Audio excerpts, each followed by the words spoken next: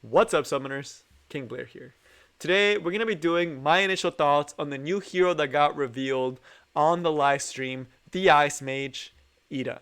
So if you like the video, make sure you like, subscribe, and join the Discord server. Link down in the description. It is quite early for me and very early for the unit to come out. So if I missed something or you thought of a really cool combination with Ida, comment down below and let me know what you think about it or what you think about her overall. But without further ado, let's get right into it. Ida. Overall, I'm actually pretty excited for Ida because she does fit right around my playstyle. She seems to be very, very strong, and what it looks like they want her to be is going to be a control slash cleave slash control cleave mage. But I also do think she has potential to be a bruiser, right? And we'll see that with the stats. So I'm actually really excited because she is super versatile, and you guys know I love control, right? I'm a psychopath. I love control. I like to make sure that my opponents don't get their turns, right? So I'm really, really excited for her, and she seems like she has potential to be a good control slash control cleave unit, right? Especially if you have good speed. One thing to note is Emma Lilibet is out, and that's supposed to be a really good control to counter, but Ida doesn't actually stack too many debuffs to make it so Emma Lilibet will get insane amount of turns, right? So that part is pretty good. And it also, if you put her in a cleave team, it can also work quite well for you if you use Ida against Emma Lilibet. She does still lose to things like a Tywin since they're easily able to remove debuffs, but overall, still really, really strong skill set. So let's get into it, and then we'll talk about where we can use her. So first, as always, starting with the stats. So this is why I mentioned that it's such a versatile stat line. So the attack, very, very high, which means, you know, if you want her to be a cleaver with damage, she does have that high attack stat and as well as a high crit rate stat, 27%. That's nothing to laugh at, right? Very high attack, very high crit rate. Really, really good if you're trying to cleave with her. And if you do end up cleaving with her, the opponent's traditional control counters aren't necessarily there to take a turn one control hit, which is why control cleave has been so successful recently. So very, very strong attack stat. Then we look at the HP and defense.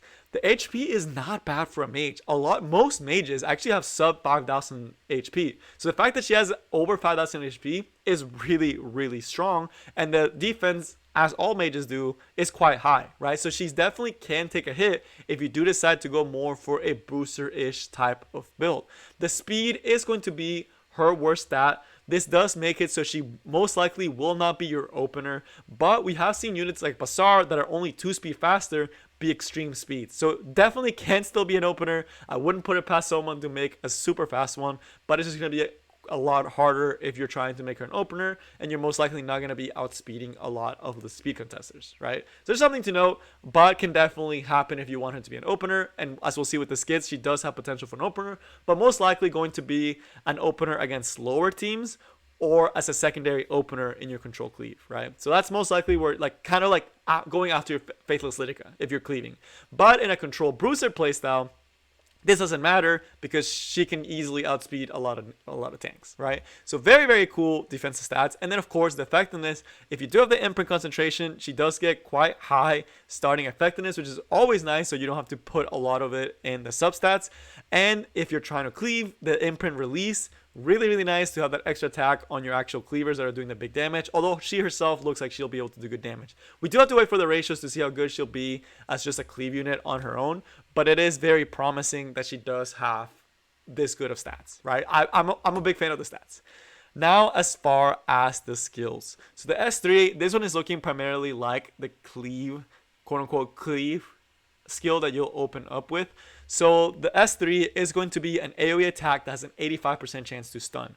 When you compare things, this is around the same ballpark as I believe things like a Tywin. A Tywin might even be a little bit lower, but 85% is very, very good stun rate. That is really, really strong. She's also a mage, and the skill is AoE. So if you build something like Abyssal Crown, you'll have another random 25% chance to land the stuns. So you'll be landing a lot more stuns if you have an Abyssal Crown with this AoE skill, right? So you're most likely going to be stunning at least 3, if not 4 of the opponent's units, assuming they don't have Earth, right? And then you just miss on the Earth unit. So very, very strong. Already S3, really, really nice, especially for a mage. And with the high attack stat, if you do decide to make her attack, she definitely can do stuff there. Now, with the second part of the skill, we start seeing why she can actually be used in a control cleave. And that is going to be because she CR pushes the team by 20%. That is really good, right? So as long as you crit, you can CR push by 20%. One thing to know why it's also not the best idea that she's going to be your opener is because if they stack up a lot of Earth and you miss a lot of your crits, that means you're not getting as much CR push. So that's why most likely it's going to be a secondary setup for your things like your Sedum, in case you do miss on things like Rowana. So but again, pretty good, right? If you're playing her with something like a Faithless Lytica, not a bad skill to have to set up. And if she has damage, she can set up some damage, push back, stun a couple targets that may not have gotten that immunity, right? So very, very strong opener S3. I like it a lot and really strong on cleave teams. Now the S2 though is where I see the most potential for her for both cleave and control. I actually think the S2 is better than the S3. And I'm shocked that this ended up being the S2 rather than the S3 because the cooldown is so short. This is an AoE attack that dispels one buff and decreases the combat readiness of the opponent from 15 to 30%, right? Assuming you crit, you're going 15 to 30% push back. That is really, really spicy. Not only are you stripping a buff, so if they have things like immunity, you're taking that immunity away. You're also pushing them back by quite a bit. That is really, really strong. The other thing is that this is going to be an AoE skill. So as we mentioned, Abyssal Crown, right? 25% chance to just stun the enemy and make them want to throw their phones at the wall, right? So really, really good S2 that can do so much good stuff. The part that this starts getting crazy is also with the soul burn. It decreases cooldown by 2 turns. You can literally, and it's only 10 souls. You can literally spam this skill.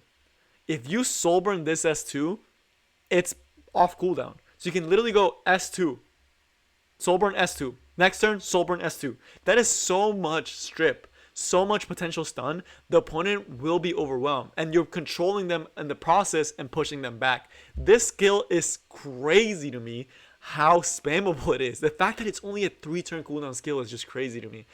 In control teams, this is insane because you're able to, you don't even have to soul burn the first time through.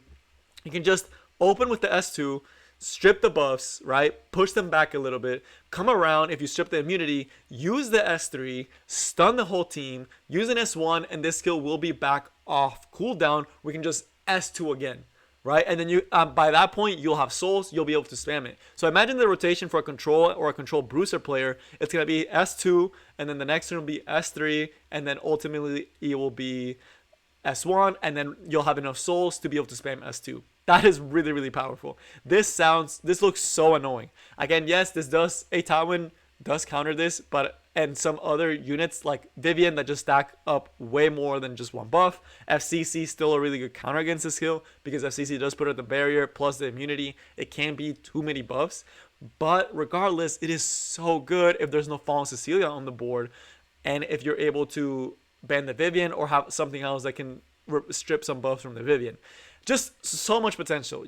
You can also go with Lila Violin if you don't care about the stun and you just want to go for the strip. Or if you're doing damage, you don't even really care about the strip at all. You just care that you're controlling. And the part for Cleave that this is really interesting is for things like Polides. Because now, with this skill, you can do Faithless Lytica S2, strip the FCC barrier, go in with Ida S2, push them back, crit the whole enemy, and strip off the immunity of the Polides and push the Polides back, allowing you to potentially set up into your Sedum, right? That could be really huge, especially if it's Abyssal Crown. Then you even have a chance to stun the Polides. Really, really solid, really, really good. I'm a huge fan of this skill. I think it has so much potential in it, and it looks like it'll be really, really annoying and be the skill that everyone complains about. So really, really nice skill too. Really hyped for it, for control, for cleave, for anything, right? It's just a good skill. It can really overwhelm the opponent, right? The fact that you can literally just, like, it's a pushback and it's also just a potential stun with the Abyssal Crown and it's a strip. It's just a lot. And then lastly, the S1, very basic, nothing much to talk about here. It's essentially just unhealable, right? It's this one. You can't expect too much. You can't expect it to do everything. This one is a little bit mediocre, but with everything else that she has in her kit, pretty spicy, right? So a lot of potential on Ida's side.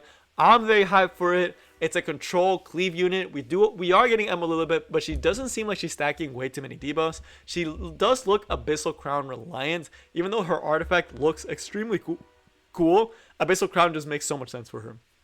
But still, things like Lila Violin can also work for stripping and all the other mage artifacts with the souls. If you're going for a cleave, you can easily go for the soul one, since that way you have more souls to work with. So very, very versatile unit. I'm super excited about the versatility of this unit. I'm personally going to be using her as a control bruiser mage because I love control a little bit too much. So because I like control so much, I personally will be using her as more of a control bruiser mage, probably with my specimen says, but it looks like a control cleaver is what they wanted her to be, and she definitely does that job right. She can either control or she can cleave. So really, really nice. I'm really happy with it. I'm a control player, so I'm excited. But that's all I have for you guys today, and I will see y'all next time. Peace.